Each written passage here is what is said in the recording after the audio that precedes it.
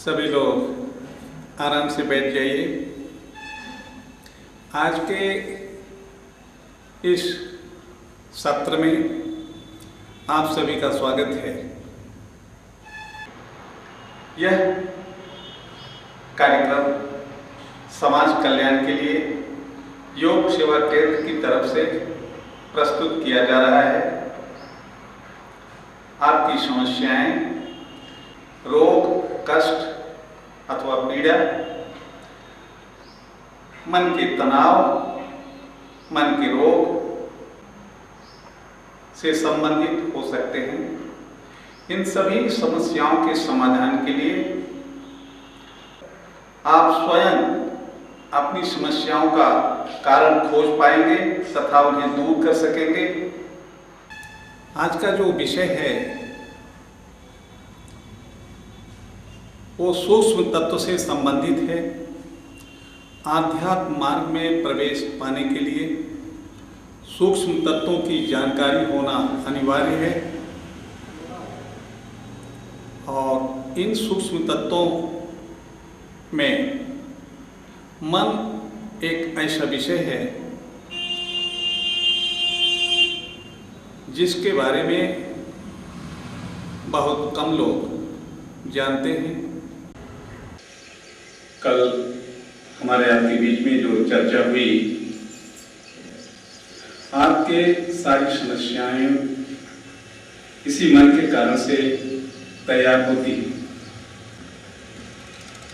इन समस्याओं को धरारोप करने के लिए मन पर नियंत्रण पाना आवश्यक है।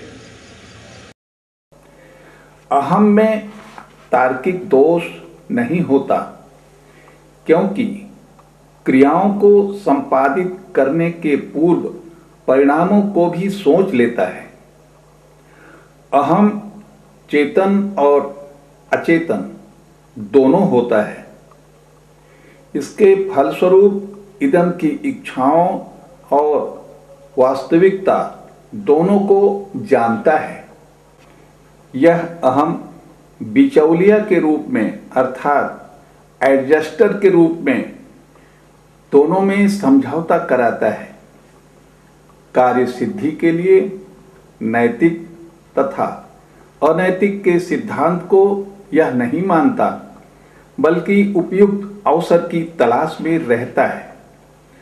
सुखों के भोग अथवा अनैतिक ढंग से अनुचित कार्य सिद्धि के लिए मना नहीं करता, बल्कि ऐसे मौके की प्रतीक्षा में रहता है जिससे उसका कार्य सिद्धि भी हो जाए और अपमानित भी न होना पड़े।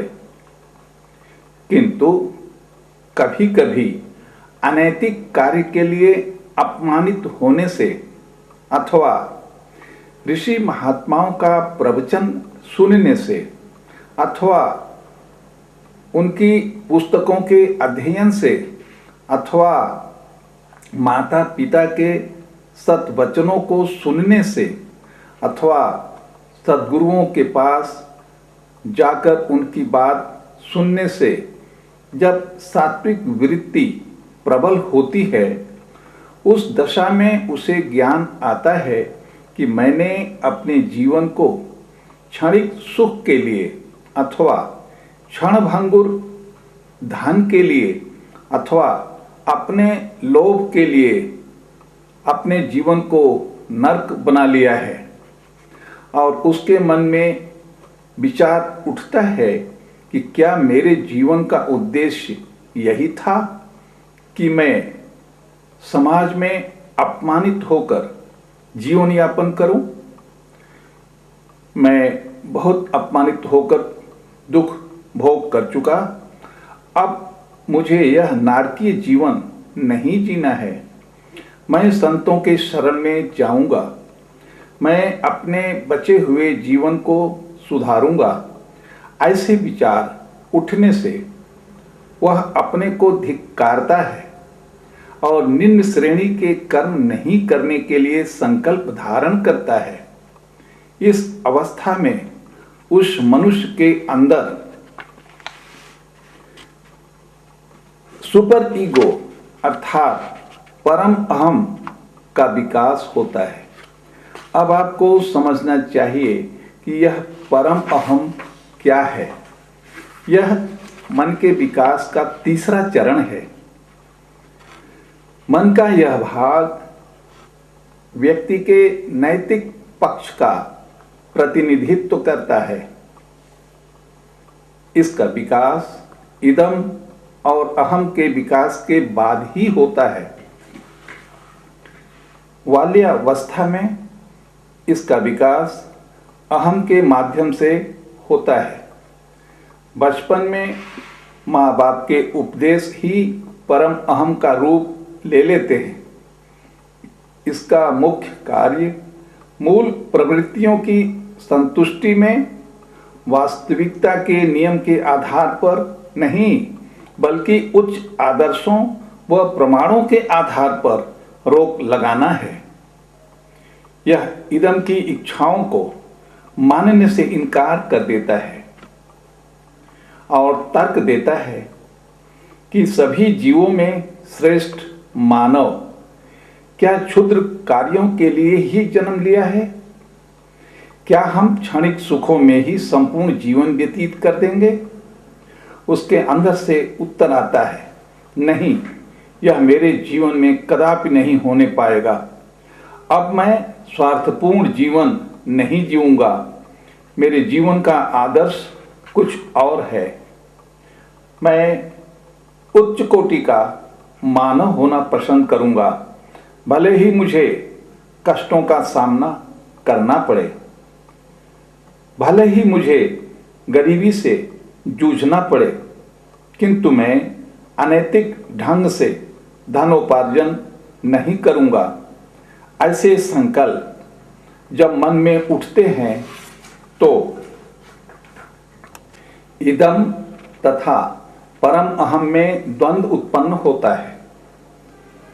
इदम अपना तर्क प्रस्तुत करता है कि हे परम अहम, हे सद्गुरु के शिष्य, तू मेरी बात सुन। तूने अपनी फिलॉसफी झाड़ ली, अब थोड़ा मेरी भी सुन। इदम कहता है, बिना रोटी, कपड़ा और मकान के यह जीवन नहीं चलेगा। तुझे यदि जीना है तो किसी भी दशा में इन तीनों की व्यवस्था करनी ही पड़ेगी। जब यह व्यवस्था नैतिक रूप से पूर्ण नहीं होती, तब अनैतिक ढंग अपनाना पड़ता है। दुनिया में इतने बड़े बड़े लोग हुए हैं, क्या सभी लोगों ने नैतिक ढंग से धन कमाया है? उनके विरुद्ध आज किसी को कुछ कहने का साहस नहीं है। यदि हम अपनी इच्छाओं की पूर्ति के लिए अनैतिक नीति अपनाते हैं तो इसमें अपराध क्या है? तुम भूखे जिंदा नहीं रह सकते। परम अहम, तुम्हें नीचे आना पड़ेगा, अपने आदर्शों को नीचे लाना पड़ेगा, अन्यथा उच्च आदर्शों के नाम पर जीवन खोना पड़ेगा। परम अहम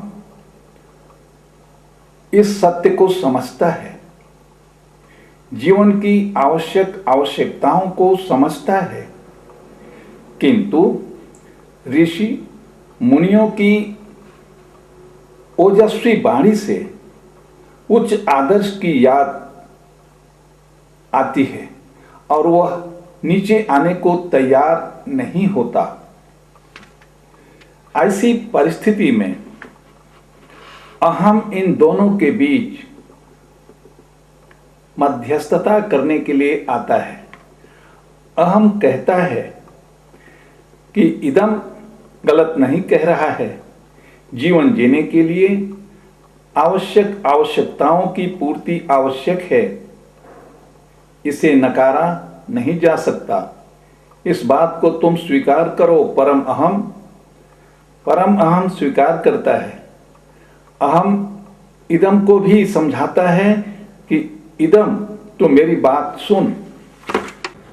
परम अहम ठीक कहता है कि मानव जीवन सभी जीवों में श्रेष्ठ है, निम्न श्रेणी का कार्य करने से आत्मबल गिर जाता है, दुनिया उसे हे की दृष्टि से देखती है, सम्मान समाप्त हो जाता है।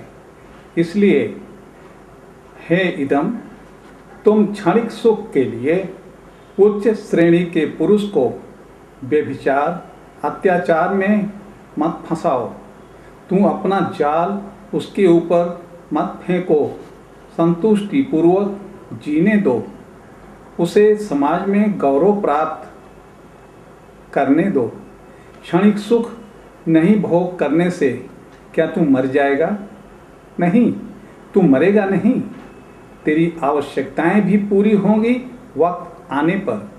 अभी तू शांत हो जा, लड़ाई मत कर। इस प्रकार बीच बिचाव करके इदम और परम अहम के मध्य ईगो समझौता कराता है।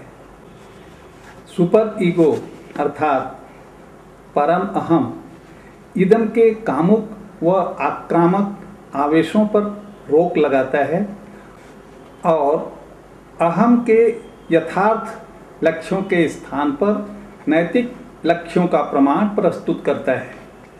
ईगो वास्तविकता के महत्व को समझता है, किंतु सुपर ईगो नैतिकता के महत्व को समझाकर वास्तविकता के तर्क को नगण्य करता है।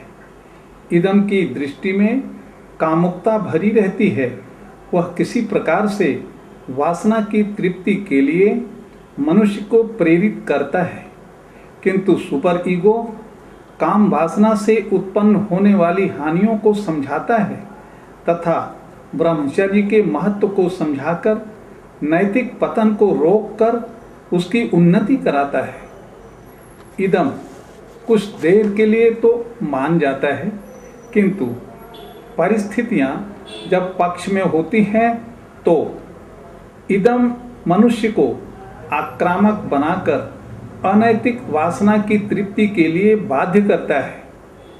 जिस मनुष्य के अंदर सुपर ईगो का विकास ठीक ढंग से नहीं हुआ रहता, वह उचित तर्क की कमी से अपनी वासना तृप्त करता है। यह रिश्ता जब एक बार बन जाता है तो उसकी पुनरावृत्ति होती रहती है। सुपर ईगो दब जाता है, इदम मनमाना करने में सफल हो जाता है। आज का कार्यक्रम यहीं तक। हम अगले कार्यक्रम में आपसे दोबारा मिल सकेंगे। हरिओम तत्सत।